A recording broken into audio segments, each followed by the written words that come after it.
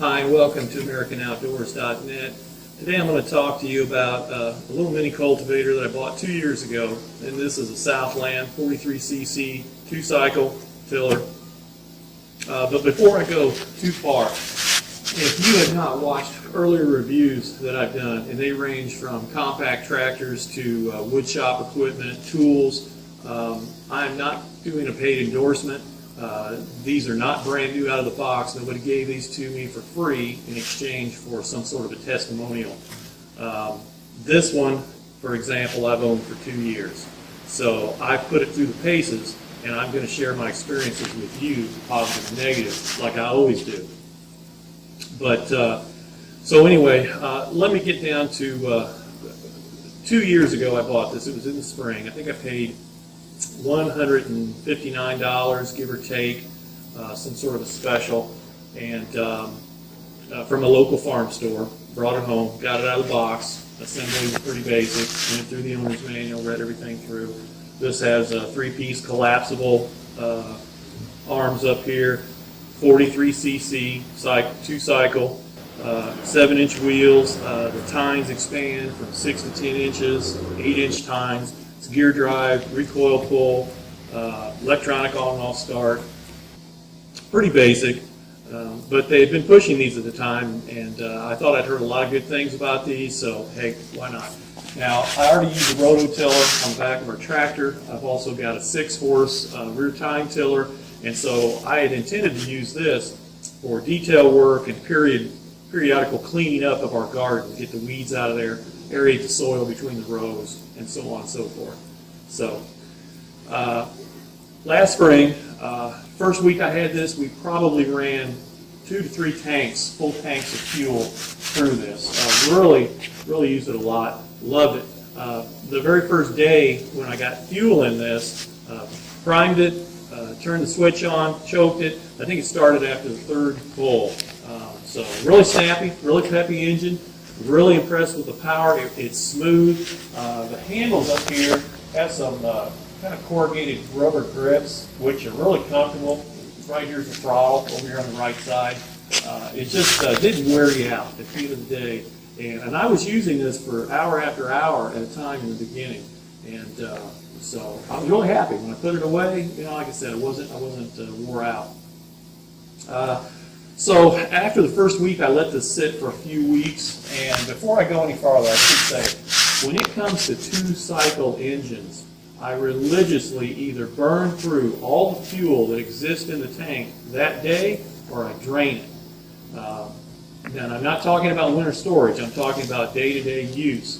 I make sure that there's no fuel sitting in the carburetor or in the tank to gum up and give me problems. My opinion is 2-cycle engines are much more sensitive to bad gas or old gas than a 4-stroke. So a couple weeks later, we probably ran through another tank and a half. Everything's been running fine at this point.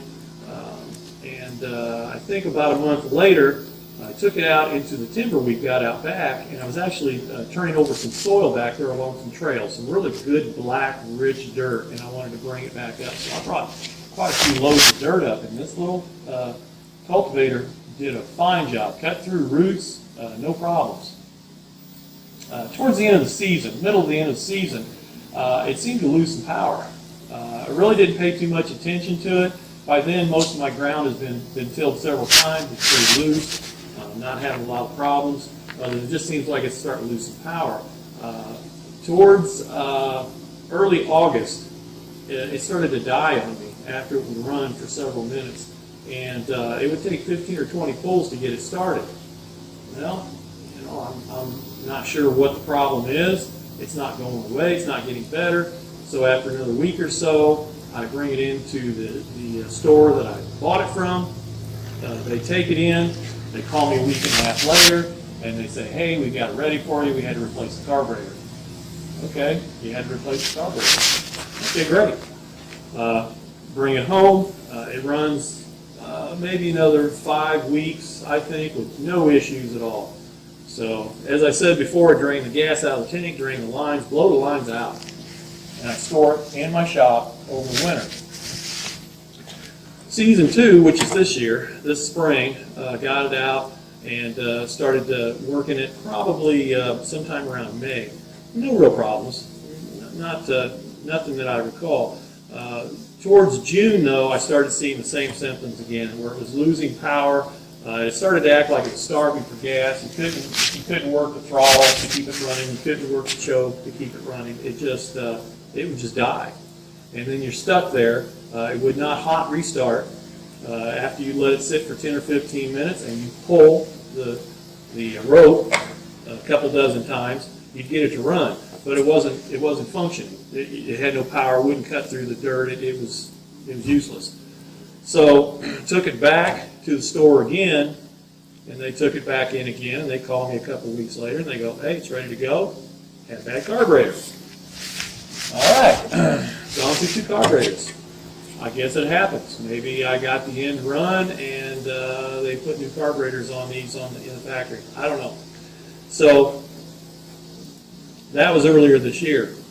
Haven't used it as much this year, but when I have, I've not been happy with it. It just does not have the same amount of power. It's been harder and harder to start progressively over this year. I've tried different things, and nothing seems to work. It's just exhibiting the same problems. Now, I'm not using gas out of a tank or a can that I've had around here for 5 years. We have rotating fuel cells. They get used up quickly and refilled, so this has always been fresh gas. It's always been properly mixed at the 50-1 ratio that you see here on the tag. I've read through the owner's manual again, or the operator's manual, to verify I didn't miss anything. But at this point, it's still, I believe, under the 2-year warranty, but as far as I'm concerned, I'm done.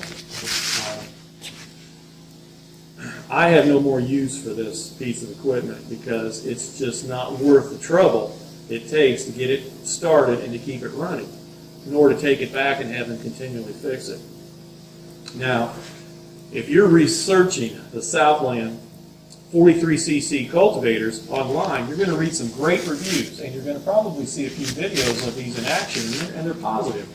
And I'm not slamming this product as a whole, but I'm going to tell you that the one I got is a turkey, and it's junk, and it was a waste of $160 of my money to buy this product. The folks that are having good fortune with their cultivators made by Southland, good for them, and I'm glad they are. But I'm giving you my experiences for whatever benefit to you it may be. This thing is a piece of junk, and I will never buy a Southland again. And in all honesty, I can't in good faith try to sell this to anybody unless I tell them, hey, it won't run. And then I might as well give it away. So there you go. So anyway, here we are, September. And a couple weeks ago, I'm at an auction, and I'm talking to this old guy, and he's got a cultivator he's trying to sell, a little mini cultivator. And he shows it to me, and he's had it for a dozen years. And he primes the bulb 6 times, closes the choke, pulls the cord, it starts to fire up. Then he opens the choke and it fires up. He says that's the same procedure he's done for 12 years, and he's just done normal maintenance on it. So I give him $40, and he's happy, and I bring it home. And this little killer is a Mantis. Now, the review I'm giving you today isn't on a Mantis, so I'm just going to show you what I replaced my $160 tiller with. This Mantis right here does just what the guy said. It runs as good as this thing ever did, plus it came with extra tines and a little plow for the back of it if I want to attach it for I don't know what reason. But that thing is fantastic. This thing is a waste of plastic and metal and wire and cable. It's junk. So I'm sorry to say that, and I wish I had something good to say about it other than, when it did run good, it was a fine piece of equipment.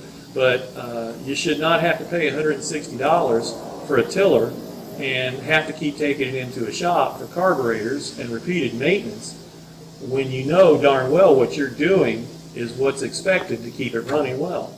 So anyway, I hope this review on this tiller has been beneficial to you, I would encourage you to continue to do your homework if you're serious about buying this.